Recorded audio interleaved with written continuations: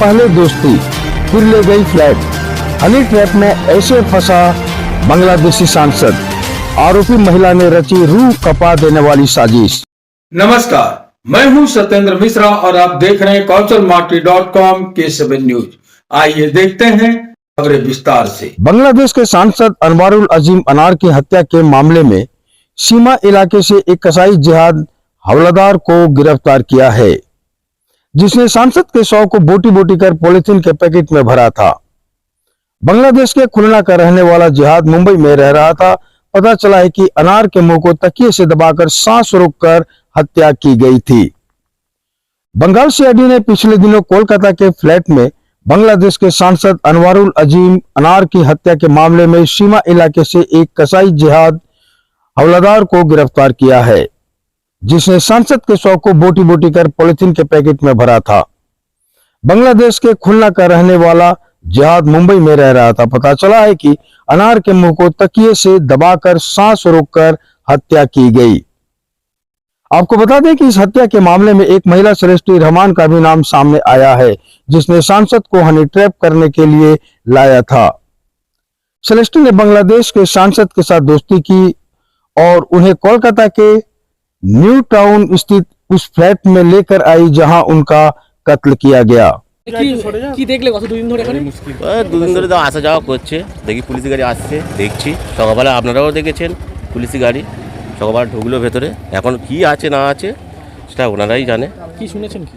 আর এই যে শুনছিলাম তো এখানে কিছু আছে, মনে হয় কিছু মারা খারা গেছে, ওখানে যায় কেউ তারপরে কিছু আছে, পুলিশ আসা যাওয়া করছে, নিশ্চয়ই মানুষ দেখছে এর ভেতরে কি আছে। কোনো কি তোমরা কি শুনেছো? এখনো আজও কোনো কিছু শোনা হয়নি, পুলিশ আসছে এটাই দেখছি। কবে থেকে পুলিশ আসছে? আমরা তো দেখছিলাম কাল থেকেই দেখছি পুলিশ আসছে। কত পুলিশ লোক? নিউটাউন থানা না বাইরে? এখন নিউটাউন থানা, এই সকালবেলা এখন নিউটাউন থানায় ঢুকলো, আপনারা সব ছিলে দেখলে, এই হচ্ছে। ভেতরে সার্চ করলো ওরা? সেটা আমরা বলতে পারবো না। আপনাদের কিছু জিজ্ঞাসাবাদ করে? না না না, সেটা জিজ্ঞাসাবাদ করি। তোমার নাম? আমার নাম বাটুল সরকার। পুলিশ এসছে, কি একটা খুঁজছে, দুজনকে দড়ি বেঁধে কোমরে নামিয়ে কি একটা খুঁজছে। মানে এখানে সব বলাকবা করছে যে বাংলাদেশের সংসদ যে খুন হয়েছে তার দেহ অংশ এখানে আছে, কিন্তু বোঝা যাচ্ছে না। এখন আমরা গ্রামবাসী আতঙ্কে আছি। হ্যাঁ, একজনকে দেখেছি যে কোমরে দড়ি বাঁধা ছিল, নিয়ে ওই খালে খুঁজছে, খালের আশেপাশে খুঁজছে কি জানো। 100 পুলিশ হবে। আপনার নাম? আমার নাম আরিফ হোসেন।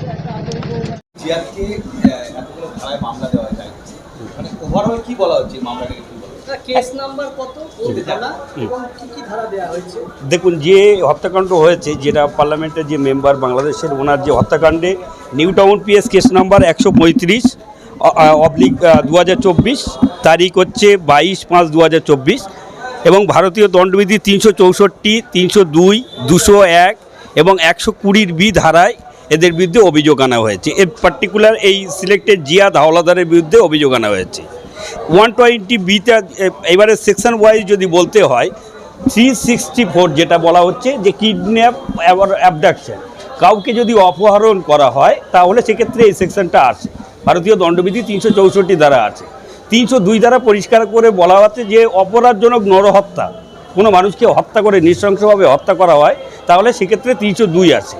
এবং ভারতীয় দণ্ডবিধি 201 ধারায় পরিষ্কার বলা আছে, আপনি হত্যা করার পরে সেই যদি তথ্য প্রমাণাদি যদি লোপট করার চেষ্টা করেন, অর্থাৎ গোপন করার চেষ্টা করেন, সেগুলো ফেলে, ধরুন যে অস্ত্রগুলো ব্যবহার করেছিলেন সেই সময় মার্ডারের সময়, সেগুলো অন্য জায়গায় অন্যত্র রেখে দিয়েছেন, গোপন করে রেখেছেন, সেক্ষেত্রে 201 আসে।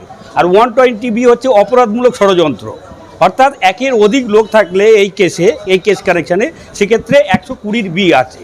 এবং এটা অপরাধমূলক ষড়যন্ত্র, একের অধিক মানুষ মিলিয়ে কিন্তু এই ঘটনাটা সংগঠিত করেছে। হ্যাঁ, এই সংগঠিত হয়েছে একের অধিক মানুষ দ্বারা।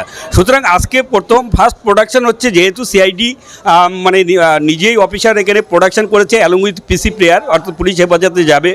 সুতরাং এই মুহূর্তে আমি বলতে পারছি না, কেস রেকর্ড না দেখা পর্যন্ত বলা যাবে না। আর এটা একদম সম্পূর্ণ গোপনীয়তা রক্ষা করে এই কেসটা ইনভেস্টিগেশন হচ্ছে।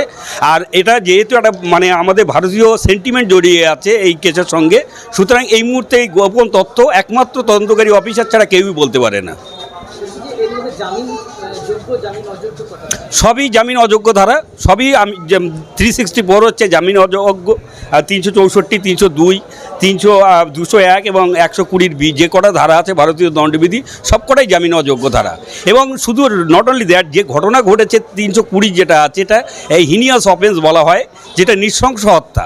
এই নৃশংস হত্যা ক্ষেত্রে মানে এদের মানে অ্যাকচুয়ালি যে ঘটনা অদূর ভবিষ্যতে ঘটতে চলেছে আপনারাও দেখতে পাবেন, এদেরকে মানে খুব যাবজ্জীবন কারাদণ্ড, অর্থাৎ till the last breadth of their life, মৃত্যুর আগের দিন পর্যন্ত হয়তো কারাবাস করতে হবে, আর না হলে ফাঁসি হবে। সেক্ষেত্রে তো তিনি বিদেশি এবং বাংলাদেশি একটি প্রমাণিত, সেক্ষেত্রে কি হবে? যেহেতু পিওটা মানে দেখুন, আপনি যে কান্ট্রিতেই অফেন্স করুন না কেন, আপনার অপরাধ যে কোনো দেশে হতে পারে, কিন্তু দেখতে হবে সে কোন জায়গাতে হয়েছে। আমরা বলি প্লেস অফ অকারেন্স বা পিও বলা হয় যাকে, হ্যাঁ, কোন জায়গায় সংগঠিত হয়েছে। এটা যেহেতু আমাদের মানে নিউ টাউন পিএসের আন্ডারে নিউ টাউন থানার অন্তর্গত কোনো একটা জায়গায় ঘটেছে, সুতরাং নিউ টাউন থানা থেকে এই কেসটা হয়েছে। এখানে কোনো সরকার বা কোনো কিন্তু ইন্টারফেয়ার করতে পারবে না।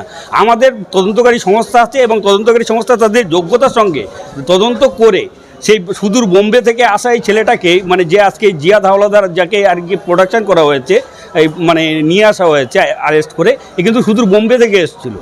এসে রীতিমতো অন্যান্য 120B আছে বললাম, 120B, তার মানে অপরাধমূলক ষড়যন্ত্রে একের অধিক লোক ছিল।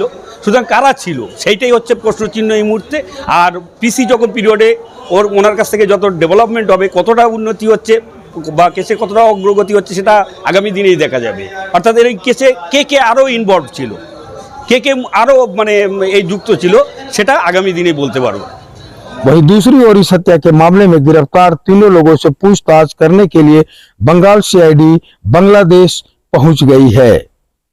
बांग्लादेशी सांसद अनवरुल आजिम अनार की हत्या के मामले में गिरफ्तार एक आरोपी को पश्चिम बंगाल राज्य पुलिस खुफिया विभाग सीआईडी द्वारा वरासता जिला और सत्र न्यायालय में लाया गया है। Thanks for watching. Drop a like, leave a comment, share, and don't forget to subscribe. www.kaushal.mati.com